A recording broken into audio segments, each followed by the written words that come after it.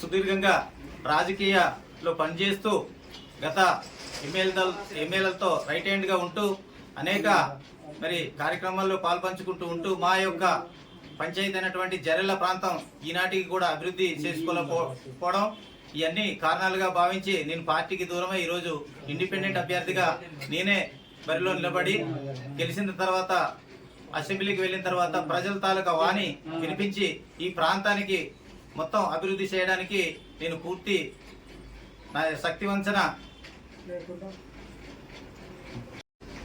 నేను 2012 నుంచి పార్టీ ఆవిర్భవించి జర్ల ప్రాంతం నుంచి వైఎస్ఆర్ పార్టీ నాయకుడిగా పనిచేస్తున్నాను. 2013లో మా తమ్ముడు భార్య అయినటువంటి అడప విజయ్ కుమార్ని సర్పంచ్గా గెలిపించుకున్నాను. అదే 2021లో నా భార్య అయినటువంటి అడప లోవలక్ష్మిని ఎంపీటీసీగా గెలిపించుకున్నాను. 2014 నుంచి 2018 వరకు మండల పార్టీ అధ్యక్షుడిగా పనిచేశాను.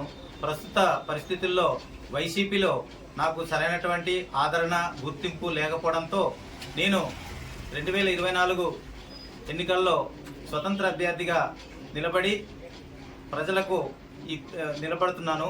అలాగే ఈ ప్రాంత ప్రజలందరూ కూడా నన్ను ఓటు వేసి గెలిపించి ఆదరించినట్టయితే ఈ ప్రాంతంలో ఉన్నటువంటి అనేక సమస్యల పట్ల నేను నా యొక్క వాణిని అసెంబ్లీలో వినిపించి ఈ ప్రాంత అభివృద్ధికి తోడ్పడతాను. అలాగే ఇక్కడ 5th షెడ్యూల్ అయినటువంటి ఈ ప్రాంతాన్ని స్వతంత్రం వచ్చి ఎన్నో ఏళ్ళు అయినప్పటికీ అభివృద్ధి విషయంలో ఆమడ దూరంలో ఉంది. తర్వాత వచ్చినటువంటి అనేక ప్రాంతాలు అభివృద్ధికి దూసుకుపోతున్నాయి తప్ప బ్రిటిష్ కాలం నుంచి ఉంటూ చింతపల్లి అల్లూరి సీతారామరాజు ద్వారా ఈ ప్రాంతం ముట్టడించబడింది.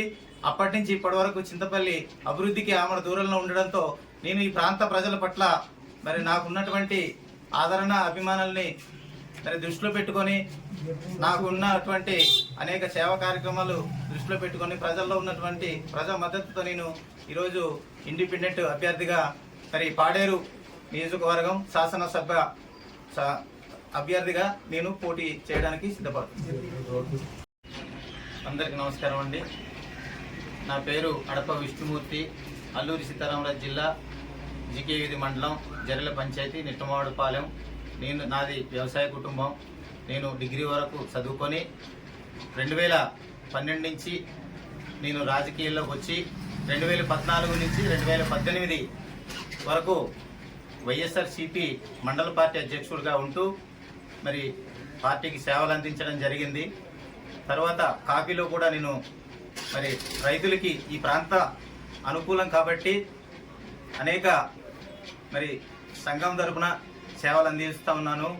అలాగే పార్టీలో 2019 నుంచి అలాగే నా సతీమణి ఇప్పుడు ప్రజెంట్ ఎంపీటీసీగా చేసినప్పటికీ నాకు మొదటి నుంచి చేసినటువంటి నా యొక్క కష్టాన్ని పార్టీ గుర్తించకపోవడంతో ఇక్కడ నేను 2024 ఎన్నికల్లో పాడేరు శాసనసభ అభ్యర్థిగా నిలబడుతున్నాను.